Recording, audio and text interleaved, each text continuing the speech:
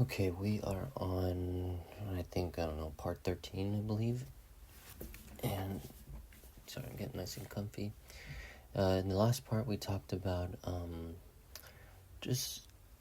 basically about parallelism and, how we can get lost into it. But I did also mention how, I corrected myself with Quetzalcoatl not being a storm god, but in fact a god of wisdom and creation and like a stone building god, I can imagine, and these, you don't want to just straight up just say oh yeah, it's a direct connection to this, but I think what we're trying to say is that they are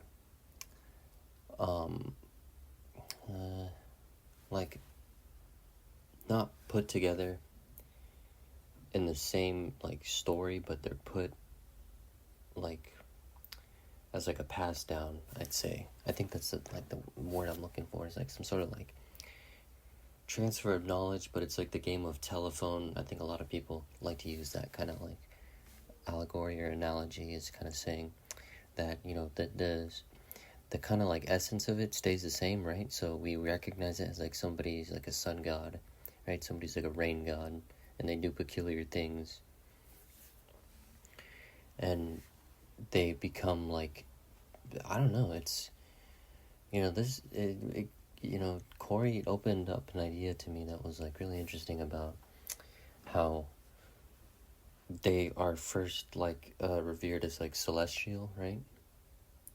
Our heroes and stuff like that, however old the story is, and it seems to be going far back than many of us can possibly imagine, I can assume. And I think it's safe to assume that, honestly. Because there's so much out there that, we just have no, records for. When they first got to the Americas, a lot of stuff was buried. I mean, if you look at, Teotihuacan, right? If you go to, the President's Suite, you'll see, right next to it is an old Aztec temple, buried underneath it, right? And I guess the people there say that oh well, they didn't know, they started digging in the 1960s or 1980s, I believe, and they only knew stuff about it, but they never dug it out, or they knew about it. But what's strange to me is they built on top of it still, knowing that it's there, because there's an old church there, and I'm assuming that church is from the 1800s or 1900s, and they knew about it. And the reason I say they know about it is because it's made with the same, the brick walls on the church, right, or that cathedral, has the volcanic rock that's very similar to the rocks used for the Aztec temples, right? So these are somehow they were water cities. The water was trapped on the Mexican plateau, and keep in mind, Mexico's at a very high elevation, right? So I don't know, you make the connection there, and it's kind of interesting that this stuff, we just see it as mythology, but it's much older than we assume, and nobody really knows. So like I said, these books have a lot to say, and then we go back to history, and we investigate very closely at these ancient sites and what the symbology there is and what they left behind. It's kind of being an investigator.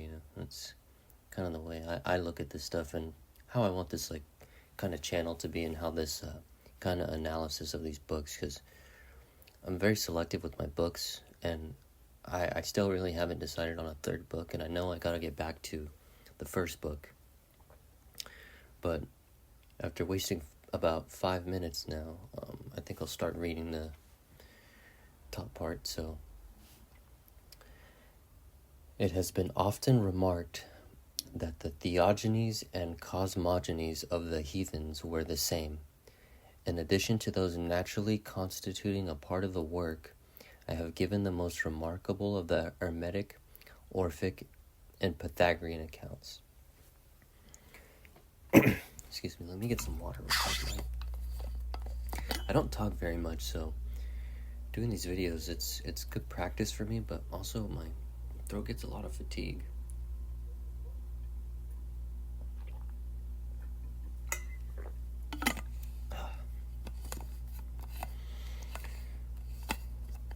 Like I said, it's good exercise, I assume. Okay. Orphic and Pythagorean accounts, which will be found with the celebrated collection from Damascus under a separate head. By comparing these with the cosmogonies of Sanchoniathon, Berosus, and the rest, we may without much difficulty arrive at the following conclusion: that the ether and chaos, or in the language of the philosophers, mind and matter, were the two primeval, eternal, and independent principles of the universe.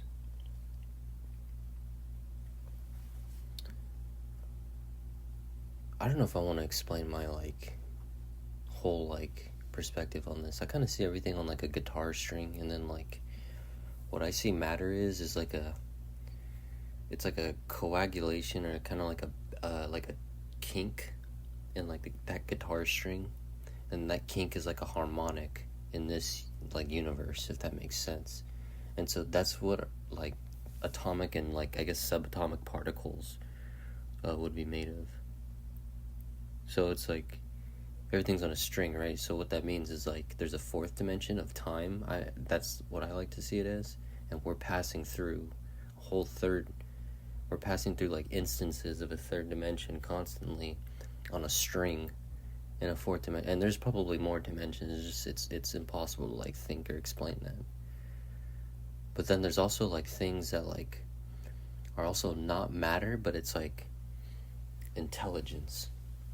It's like will, or essence, or some. But what essentially it is it's frequency. It's heat, or entropy, and I think that's mind. Right? So some of these kind of mythologies and stuff like that, they'll say man had no form, and what that means is it's a frequency. Imagine you're dreaming, right? And you have a dream, and you're essentially, your brain specifically is radiating a heat field, a heat field, a frequency field, whatever you want to call it, right? So I work on optics and stuff. So when you put a laser through these things that I measure for the radius of a lens and whatnot, you can see the surface, and you can see how the surface it bends the light with the surface itself. So if it's really it's really bumpy, or it has a lot of inconsistency, right? So it's gonna be really wavy. And then sometimes you can see scratches or cuts on the parts, and then those would be coming in off as some sort of what's a good word for it? Let me think. Hold on for a moment, because I do have a word for it. It's a not bulge, but a type of oh man, it's what I'm imagining right now is you look through a microscope, right, and you see bacteria, and the bacteria it kind of warps, or that water kind of has that weird look to it, where it's kind of I don't know, I have to, it's frustrating me. I had the words on the tip of my tongue. It's there's a specific word for it, and it's really bothering me. I can't put my finger on it. But it's creating a thwarting of some sort, in that particular spot, right? So then it gets a bad measurement. Obviously, it's it's way off the fringe and the consistency of the wavelengths and the laser being shot at it. So imagine everything like that, right? And your brain is radiating that. So things like, you can imagine if we're to assume, like, there are forces that don't have material, right? And they're only, like, existing, like, it's not really studied, and there's really nothing for it in our academics other than, like, psychology, right? Like, I don't know any type of science that actually goes into, like, dreaming and the art. I mean, if you're into, like, all sorts of, like, mysticism and whatnot, you'd be familiar with Carlos Castaneda and Don Juan. The books about Don Juan, and then, like, one of them specifically is about, like, the art of dreaming, right? So your body is radiating stuff, but there's also, like, in your dream, you can get frequencies or signals, right? And so, you can imagine intelligence is, like, it's like a natural thing, but it's like a spontaneous thing. Huh? Oh, sorry.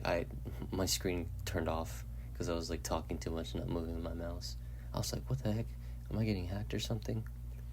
Sorry about that. It looked like nothing happened on the screen, but I'm making, like, a lot of hand gestures, trying to explain, but I know somebody had told me to add visuals to it, but I mean, I really do want to add stuff like that, but it takes a lot of time, and it takes a lot of video editing, because, like, I don't really have, like, a good microphone at the moment. So when I have to edit my videos, I have to, like, take it off of a flash drive on my Windows laptop, and then put it on my MacBook. And then I have video editing software on my MacBook because it comes with it, and there's really no video editing software that's free that I know of. I tried looking up some Google stuff, but that one's like a subscription, and I don't feel like paying for it when I already have a MacBook. But it does take a little bit of effort, because when I record on my phone, it's an M4A file, and I have to convert it on iTunes to an MP3, and it's just so frustrating, So I have to like convert that to an MP3, and then I have to go to the video editing software on my MacBook, and then throw the video file, the MOV file, and then the MP3 file, and then compile it as an MP4 file. That's my mornings. And it takes a lot of, and my MacBook is so freaking slow that, like, and then the little touchpad for it is just so janky now, because those things age like milk, dude. I thought Macs were supposed to be, like, freaking powerful, but what the heck is this? They're saying, like, this new Apple Silicon device is supposed to be a lot stronger, and, like, a new integrated processing unit, right? So what they're saying is basically, like, the processor does more than, there goes my neighbors. The processor kind of does other things aside from it, using like a AI machine learning, and they want to use that machine learning to, like, maximize the productiveness of all the signals, and basically all the RAM for all the processing units, because you got a GPU, you got, like, a bunch of other small processors for, like, that are, like, on the processor itself, and pins that are used for, like, either audio devices or extra devices for, like, USB signals and stuff like that. And what the machine learning is supposed to do is it's supposed to basically, like, now the way I kind of see it is, like, you got to see it as like a city. And so, like, you have, like, different zonings and, like, different districts in the city. So you'll have, like, residential districts and zones and stuff like that. And then you'll have, like, commercial zones, manufacturing zones, industrial zones, medical zones, and stuff like that. And, like, all these type of zones with specific regulations and laws that you got to follow and stuff like that. And kind of, like, you got to, like, know the code and whatnot, and get, certified and all that. And you basically, there's, like, a head person, and that head person is the machine AI, and it's telling them, like, Okay, nobody's in the residential. Let's move some people over to residential, since we have too many people over in the I don't know, medical, right? So now taking that analogy and putting it into the laptop, right? Or like the processor. You have like let's take the GPU, right? So the GPU is like not using as many pins. It's not doing as much like computing and stuff like that, or vice versa, right? The GPU needs like a whole bunch more calculations. The machine learning is going to be like, hey, I need a bunch more calculations. Let me go to some pins that are not being used and utilize those. You see what I'm saying? It's like kind of maximizing. It's putting, it's unideal in our society, but it's like essentially putting like people like where they're not typically supposed to go temporarily, and then just kind of, but I mean, even to say it's temporarily is not even a thing anymore. It's just like like, man, these integrated processors, man, it's crazy. This is some crazy technology, how they're gonna integrate it. Really cool stuff. Oh my gosh, and there I go off on another tangent. I really gotta stop doing that, but so, oh man, I kind of like lost myself. I was trying to talk about like dreaming and stuff like that, but I mean, then I was talking about like planets and whatnot, and jeez. Alright, well, I think these ideas are really good though, and they really compound like critical thinking, you know?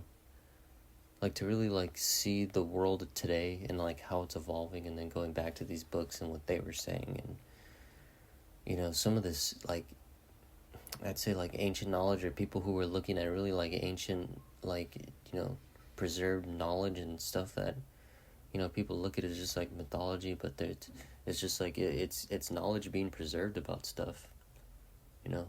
I was saying in my last episode how like, you know, we use the language to preserve the knowledge, you know. We use the oral language and the analogies to like this to the primeval aspects of our earth, right? We associate the heroes and ancient people that we revere for such great works and whatnot. It's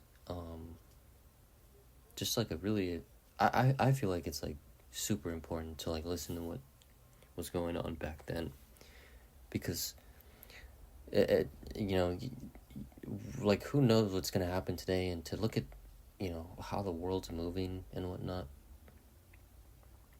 It's really interesting to be critical of like everything, you know, that exists, and everything that like seems to be like extremely important, like history seems to be super important, you know, because it's like it's keeping the knowledge, and this is like preserving something that's like it's hard to keep a hold of this stuff, because people don't, like, without people thinking about it all the time, like if they lose, like they lose it, and they just, you know, sometimes people just get so busy with work or so busy with this and that, and you know, in ancient times it was very critical to have people set aside for these types of things, you know. So, and it's like, why is that so important, you know, to just keep that knowledge, or keep that, you know, notion, you know. I don't know, you know. So I'm interested in breaking it down, what it all means. So that's why we're looking at this book. So, yeah, mind and matter were the two primeval eternal independents of the universe. The one regarded as a vivifying and intellectual principle, the other as a watery chaos, boundless and without form, both which continued for a time without motion and in darkness. By a mystic union of the two was formed the great hermaphroditic deity, the one, the universal world, of which the chaotic matter presently became the body, and the ethereal intellectual principle, the soul. As soon as union had commenced, from the ether sprung forth the triad Phanes or Eros, a triple divinity, the most prominent character of which was light. He was the same with the soul of the world and the intelligible triad so largely insisted upon by the Platonists. So this is like kind of like Greek knowledge kind of being preserved in their mythologies and whatnot, and that's kind of what he's referring to. I'm assuming that's just what it is, you know what I mean? This is how the knowledge is preserved, because then he goes on to say the gross chaotic elements of earth and water were formed into the terraqueous globe, while the disposing ether, the character of Phanes, under some of three of the conditions of light, air, heat, fire, ether, flame, or spirit, composed of a physical trinity concentrated in the sun, the soul and ruler of the world. So yeah, this is all just like kind of like preserving knowledge, you know what I mean? Like this essentially, like, I know it's like, this is like kind of, for at least for me, it's too kind of like abstract or ambiguous, and I just take it for what it is, because it's not very explicit, and it's really just kind of being mystic about what it's trying to preserve. Because it's like, to me this looks like stuff that like you gotta have like foreknowledge before looking at, then you get it. You know what I mean? If like you're just telling this to somebody, it's just kind of like, yeah, I can understand that, but it's like, what can I do with it, you know? Like, I gotta think about it more. You know what I mean? It doesn't really give you anything, it just gives you more to think about, I guess. So, or according to the more refined speculations, it consisted of a trinity of mental powers in which the understanding, reason, or intellect, the soul, passions, feelings, or affections, power, counsel, or will are variously combined, viewed therefore either as under a physical or metaphysical aspect. It is still a triad subordinate to and emanating from the more ancient intellectual ether, and into which each person of the triad is again resolvable.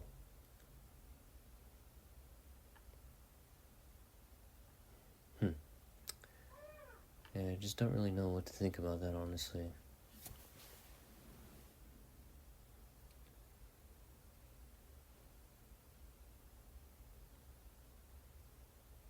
Like, I'm trying to think of is it talking? Could it be talking about like it doesn't talk about like a specific place on the planet, or like a specific thing. It's just kind of like aspects of like ideas, like power, affections, counsel. I mean, I guess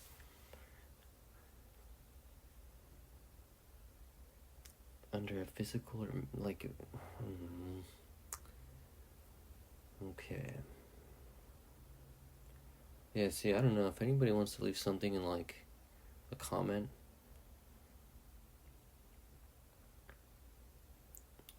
I really don't. I really can't draw anything out of this information. I'll be completely honest. Because like it might, like in my head, like when I'm looking at this stuff looks like Pistis Sophia, where it's like just talking about like just kind of like using a lot of words, and then like using all this like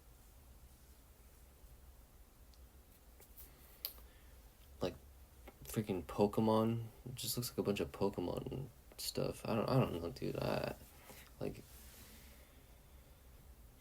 I wouldn't say I get like kind of frustrated with this type of stuff, but it makes me like kind of like I don't know what I'm looking at, honestly, when I look at some of this, like when they talk about like that sacred geometry. Like I don't understand it. Like I just see everything as like I see everything as like frequency science. So I think like everything breaks down to like frequencies. Everything's calculatable by frequency. It's just you got to get the other bigger numbers first, or the other dimensions, to actually like rule out the other dimensions. Because once you get like a frequency of something, you can combine it with another frequency and see how like, you know, the behavior that kind of like happens from that.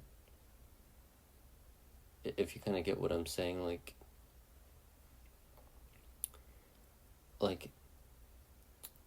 I don't know, when you're talking about like heat fields, like in a chamber, when you're heating like like a chamber for like a crucible or something like that. You know what I mean? Like you really need to do like critical calculations and whatnot. You got to know like the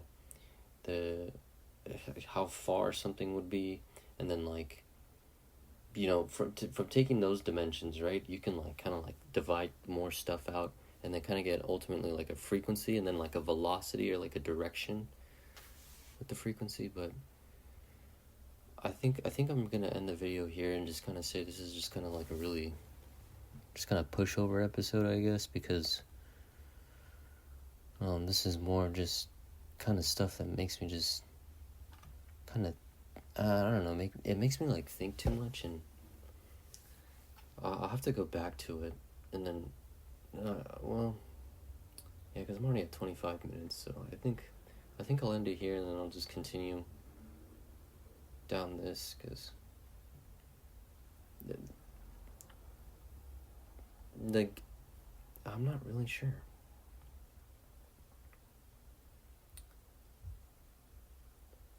Like, I mean, this is the 1800s, right? So maybe this is like early astrology type of stuff, and so they're really trying to like prove a point about like astrology and how like the planets like in space works, and how this all ties into like old thoughts evolving into like, you know, the science that we have today.